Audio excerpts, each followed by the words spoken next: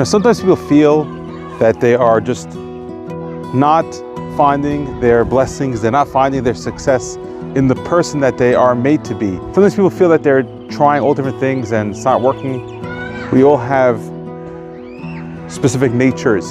We have specific types of personalities. And sometimes we feel that our personality is one that is just not picking up, or we feel like our natural strengths, our natural weaknesses is not aligning with reality of bringing success. And we start to wonder if I would act something that's not my comfort, not my natural, and I would try to force a different type of value or personality, something that I don't connect to, and just try to be something that I'm not, then I might find success.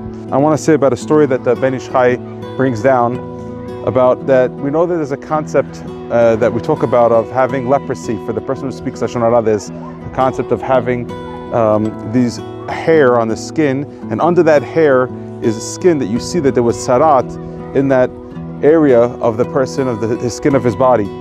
And there was once a Kohen, who's the only Kohen can check and decide if a person has sarat or not.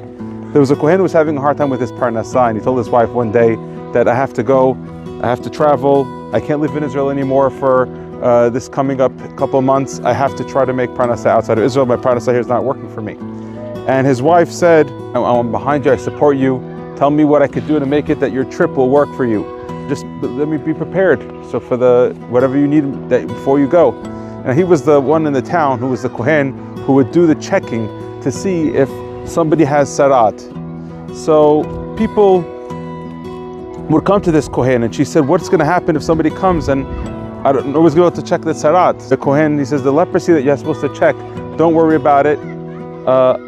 Here's the plan. This is what you have to do. You see, this is how you check to see if there's sarat. If you see that there's a hair that the hair has become very frail, or the hair is discolored, it shows you that at the bottom of that hair there is a sarat in this person. There's a sarat in the skin, because the root is exactly going to show us, be seen, understand the root from the way that the hair is.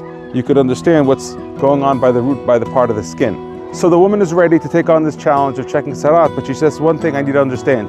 What if there's two different hairs that are next to one root? How do I know if maybe this root has in it two hairs that it's supporting, and maybe I can't know from this hair about the root that's under it? And the husband says, no, there's no such thing as a root that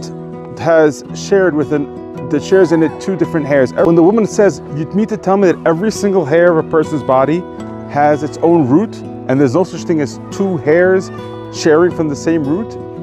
He said, yes. He says, that means that every single hair of your body has a root, its own root. And every single person in our family has on their hairs, every single hair has its own root. She said, yes. So he says, if we all have the root to our hair, do you have a root to yourself?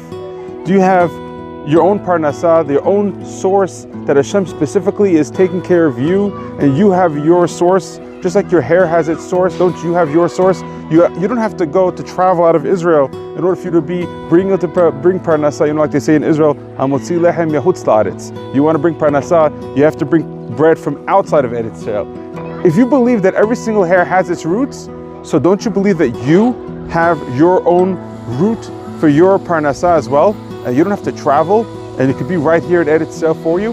We have our natures, we are built a certain way, we come from certain family types of dynamics, certain personalities. Those things that we have that make us unique, that's where Hashem can give you the barakah. You don't have to be somebody else in order for you to get your parnasah, in order for you to get your barakah. Just recognize the way that Hashem made you, and tell Hashem, thank you for making me the way you made me, because that's the best way I could be. And I could make my success from that place as well.